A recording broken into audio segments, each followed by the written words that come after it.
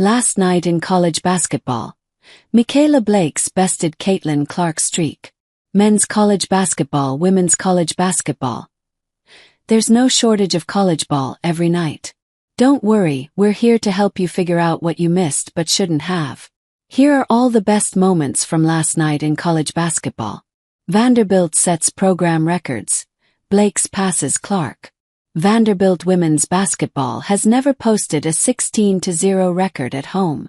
Or at least it had not prior to Thursday. The Commodores faced number 24 Alabama in Nashville and routed the Crimson Tide, 85-60. This also marked its 12th SEC win of the year, another program best. Vandy came out hot, putting 28 points on the board in the first quarter while limiting Bama to 16, then exploded for 31 points coming out of halftime, putting the game out of reach for good after the Tide had narrowed the gap in the second quarter. Alabama shot just 33% overall and 6 for 26 from 3, while the Doors forced them into 23 turnovers. Vanderbilt's defense is at its best when it's disruptive and capitalizes on the mistakes that it creates, and here it scored 22 points on those turnovers. The real difference maker, though, was sophomore guard Mikayla Blake's. She scored 35 points on 11 for 21 shooting, sinking half a dozen three-pointers while adding 4 rebounds, 5 assists, 4 steals and a block. It was her NCAA-leading 11th 30-point game of the season.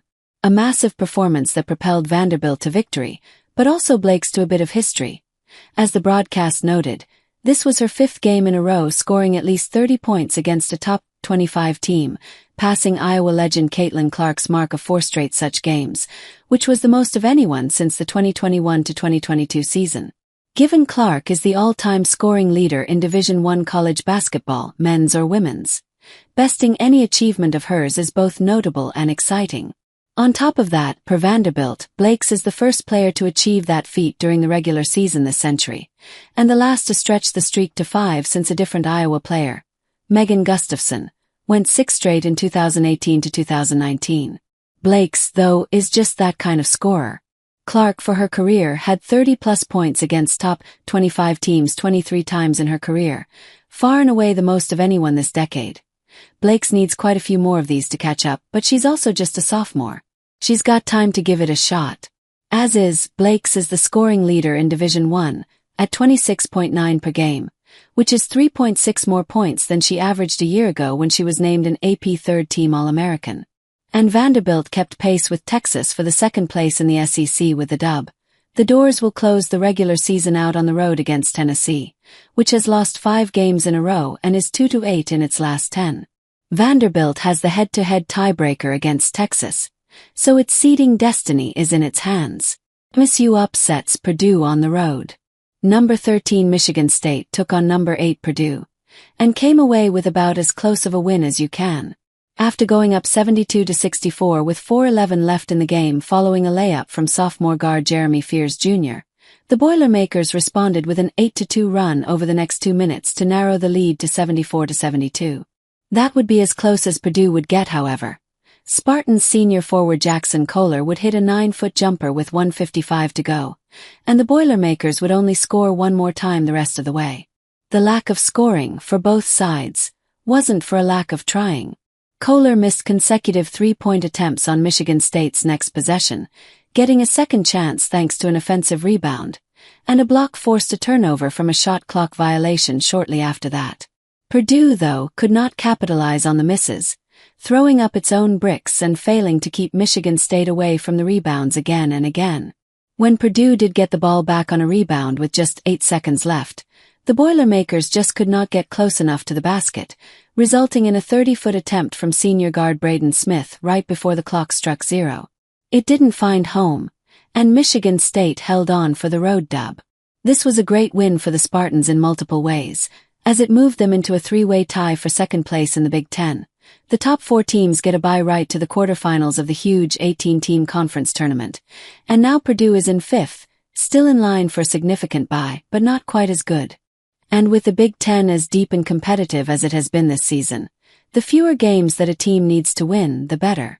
Matt Painter on Braden Smith's 1,000 career assists. I'm honored to coach him. Michigan State and Purdue both have plenty of games left, though. The Spartans have bubble hopeful Indiana and then Rutgers before taking on number 3 Michigan, while the Boilermakers have an easier road with another bubble team in Ohio State, then Northwestern and Wisconsin.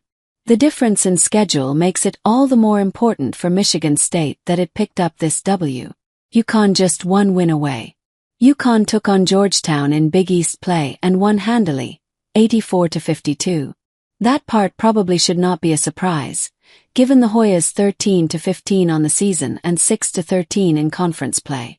It's noteworthy, however, because of what it means for the Huskies. They are now 29-0, and a single win away from an undefeated regular season. The bench picked up a ton of minutes in this one, but not before fifth-year guard Azzi Fudd scored a game-high 24 points with 6 threes, 5 rebounds, 4 assists, 4 steals and a block. Her shooting has been great rather than stellar of late, but Fudd has more than made up for it by being a huge part of the Huskies' oppressive high-energy defense. Sophomore forward Sarah Strong played just 23 minutes, but looked as dominant as ever in that time with 13 points on 50% shooting, with 11 rebounds, 7 assists and a steal and block each. Maybe most important for UConn, as the Big East tournament and March Madness looms, is that freshman forward Blanca Quiñones looked like she has shaken the rust of missing 6 games with a shoulder injury all the way off. Quiñones scored 10 points off the bench in 19 minutes, adding 2 rebounds, 2 assists and 4 steals in that time. As the rotation tightens in tournament play, having Quiñones, who has professional and international team experience in Italy and for Ecuador respectively, coming off the bench ready to contribute and keep the energy up is vital. UConn takes on St. John's on the road in its regular season finale on Sunday. And if the Huskies win that one, then the real work begins. There have been just 10 undefeated national champions in Division I women's basketball. Texas routs Georgia. Number 4 Texas needed a win to keep up with number 5 Vanderbilt. And while the Longhorns also had a ranked matchup to get through, that didn't slow them for a second. Texas downed number 23 Georgia just as easily as Vandy handled number 24 Bama, 79-50, with the Longhorns going up big early and never letting off the gas until the fourth quarter when it was too late for the Lady Bulldogs anyway. Georgia shot just 38% from the field and a paltry 4 for 15 from beyond the arc. Texas wasn't active from deep, making just 6 attempts, but it also didn't have to since the Longhorns sank 53% overall and made 21 of 24 free throws. While the Texas offense can sometimes feature inconsistency and the lack of an ability to hit threes when needed can hurt, when the Longhorns are able to build a lead, the defense grinds opponents down from there too.